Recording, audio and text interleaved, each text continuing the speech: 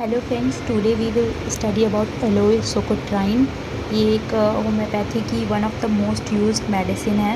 इसका common name है सोकोट्राइन एलोइस और ये फैमिली लिलिएसी से बिलोंग करता है। कॉन्स्टिट्यूशन इसका है adapted to indolent very persons averse to either mental और physical labour फैटिक्स।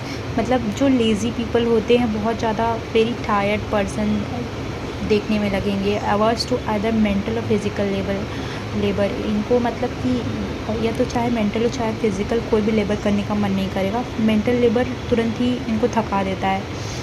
Old people specially women of relaxed phlegmatic habit. Women's जो ऐसी जो काम हैं, एकदम रिलैक्स टाइप की, ऐसी वुमेंस में एलोई सोकोट्राइन बेसिकली सेडेंट्री लाइफ जो जीते हैं जो लोग, उनको हम एलोई सोकोट्राइन देते हैं। ये कॉन्स्टिपेशन की बहुत बढ़िया रेमेडी है होम्योपैथी की। Mental general dissatisfied and angry about his complaint about himself और his complaints।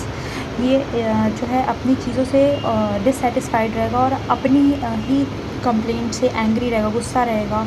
Specially when constipated, जब ये इसको कॉन्स्टिपेशन की भी कोई भी दिक्कत होगी तो ये एकदम डिससेटिस्फाइड और एंग्री रहेगा खुद से ही।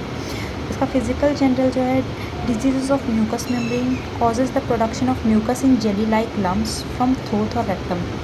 डिजीज़ ऑफ म्यूकस मेम्ब्रेन में हम इसको देते हैं। और जैसे कि causes the production of mucus in jelly like lumps, जो कि म्यूकस का प्रोडक्शन जेली लाइक लम्स के फॉर्म में हो रहा होगा फ्रॉम थ्रोट और रेक्टम। जीआईटी, जैसा कि पूरा जीआईटी म्यूकस मेम्ब्रेन का बना हुआ है, तो फ्रॉम थ्रोट टू और रेक्टम से लेके उसमें जो भी म्यूकस का सिक्रेशन होगा वो जेली लाइक लम्प के फॉर्म में होगा। Affects mucous membrane of rectum, ये म्यूकस मेम्ब्रेन ऑफ रेक्टम को भी अफेक्ट करेगा। एक्सट्रीम प्रोस्ट्रेशन विथ पर्सपायरेशन, बहुत ज़्यादा थका हुआ रहेगा और बहुत ज़्यादा पर्सपायरेशन यानी स्वेटिंग बहुत ज़्यादा होगी पर्सन को। हेड में हेडेक अक्रॉस द फोरहेड, पूरे फोरहेड आगे के साइड में फोरहेड में इसको हेडेक होगा। Aggravation by every footstep, और इसको हर एक फुट स्टेप मतलब थोड़ा सा भी चलेगा तो इसको एग्रेवेशन होगा। बेलाडोना और ब्राइनिया में भी मोशन एग्रेवेशन है। और with heaviness of eyes and nausea, eyes में हैवीनेस रहेगा और नोज़िया बेचैनी भी रहेगी। Headache are worse from heat, better from cold application. Headache इसका जो है हीट से जो है वर्स हो जाएगा, better from cold application, cold application से आराम मिल जाएगा। आर्सेनिक में भी ऐसा ही होता है। अल्टरनेटिंग विथ लम्बागो, जो कि लम्बागो यानी कि बैक पेन से एसोसिएट अल्टरनेट करेगा। आफ्टर इनसफिशिएंट स्टूल जो है पर्सन जो होगा उसको इनसफिशिएंट स्टूल होगा, मतलब कि स्टूल उससे डिससेटिस्फाइड रहेगा कि उसको प्रॉपर मतलब पेट कॉन्स्टिपेटेड है उसका, ऐसा टाइप से। फिर जीआईटी में gastrointestinal system diarrhoea has to hurry to closet immediately after eating and drinking. Diarrhoea इसका रहेगा, तुरंत ही इसको क्लोजेट के साइड मतलब तुरंत ही ये वॉशरूम के तरफ भागेगा आफ्टर ईटिंग या ड्रिंकिंग, कुछ भी खाएगा या फिर पिएगा। और क्रोटॉन टिग में भी ऐसा होता है। With want of confidence in sphincter एनआई, इसको अपनी स्पिंचर और एनआई पे कॉन्फिडेंस नहीं रहेगा तो ये तुरंत ही भाग के जाएगा। Driving out of bed early in morning, तुरंत ही ये बेड से उठ के भागेगा क्लोजेट की तरफ। सोरिनम, र्यूमेक्स और सल्फ़र में भी ऐसा ही होता है। व्हेन पासिंग फ्लोटस, जब ये फ्लोटस का डिस्चार्ज होगा तो sensation as if stool would pass with it, इसको ऐसा सेंसेशन होगा कि स्टूल भी जो है फ्लोटस के साथ पास हो जाएगा। ओलिएंडर, म्यूरियाटिक एसिड और नैटमर में भी ऐसा ही होता है। फिर देन आते हैं कॉलिक इसका cutting gripping pain in right lower portion of abdomen. इसके कॉलिक में जो है कटिंग ग्रिपिंग पेन होगा, मतलब एकदम पकड़ने जैसा, कोई right lower portion of abdomen को इसको कोई दबा के इसका मतलब जो दर्द होगा उस टाइप से होगा। कोई काट रहा है ऐसा लगेगा इसको। एक्सक्रूशिएटिंग मतलब कोई खरोच, इंटेंस इन पेनफुल बहुत ज़्यादा रहेगा इसका। बिफोर एंड ड्यूरिंग स्टूल और से पहले और उसके बाद भी, उसके दौरान भी। All pain cease after stool, लेकिन उसके बाद स्टूल के बाद जो है सारे दर्द इसके बंद हो जाएंगे। लिविंग प्रोफ्यूज स्वेटिंग, और बहुत ज़्यादा पसीना भी उसको हो रखा रहेगा। एंड एक्सट्रीम वीकनेस, बहुत ज़्यादा कमज़ोरी भी हो रखी रहेगी पसीने के साथ साथ। Attacks preceded by obstinate constipation, फिर जो है फिर से इसको ऑब्स्टिनेट कॉन्स्टिपेशन हो जाएगा, यानी कि ख़त्म ही नहीं होगा इसका कॉन्स्टिपेशन, एकदम डिफ़िकल्ट टू ओवरकम ऐसा कॉन्स्टिपेशन हो जाएगा। फिर फ्लॉटस ऑफेंसिव रहता है इसका, और बर्निंग कोपियस, बहुत ज़्यादा होगा, एकदम जलन करेगा।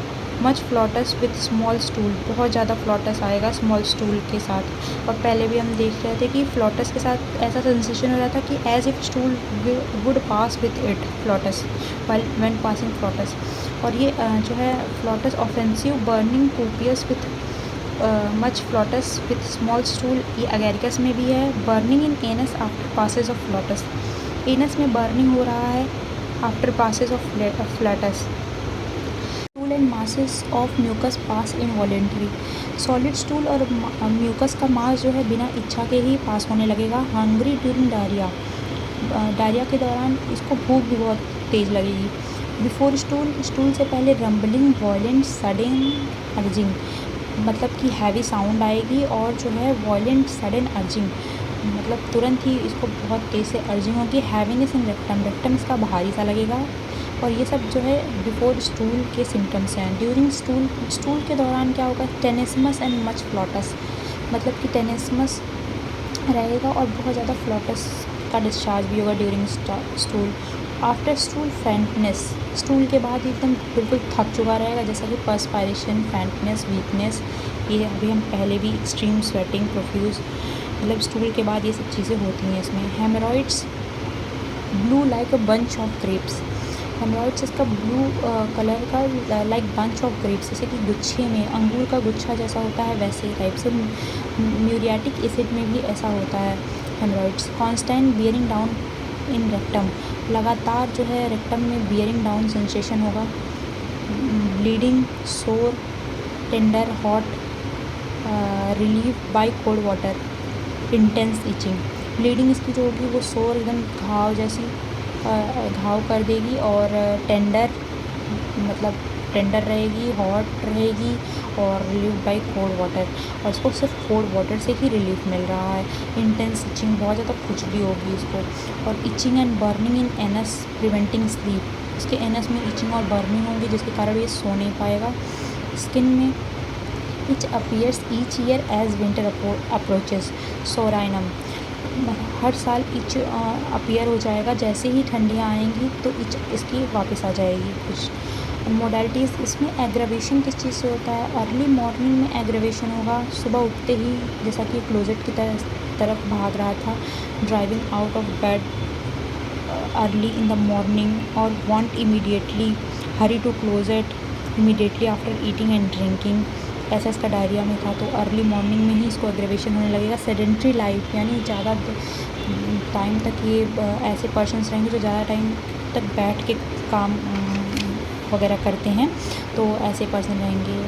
हॉट ड्राई वेदर, मतलब वेदर बहुत हॉट रहे, ड्राई रहे, तब इसको एग्रेवेशन होता है। आफ्टर ईटिंग और ड्रिंकिंग, जैसा कि अभी आफ्टर ईटिंग और ड्रिंकिंग, ये तुरंत ही hurry to closet immediately after eating and drinking, ऐसा हम पहले भी देख चुके हैं। स्टैंडिंग और वॉकिंग, खड़े रहने से फिर चलने से भी इसको दिक्कत होती है एग्रेवेशन। एमल्ट्रेशन, इसको कोल्ड वाटर, कोल्ड वेदर, ठंडी चीज़ों से इसको आराम मिल रहा है। डिस्चार्ज ऑफ फ्लॉटस एंड स्टूल, फ्लॉटस के डिस्चार्ज से और स्टूल के डिस्चार्ज से इसको आराम मिल रहा है। रिलेशन इसका है like sulphur in many chronic disease with abdominal plethora and congestion of portal circulation, similar to ammonium mur, gambogia, नक्स होमिका और पोडोफाइलम, ये इन सबसे सिमिलर है एलोए।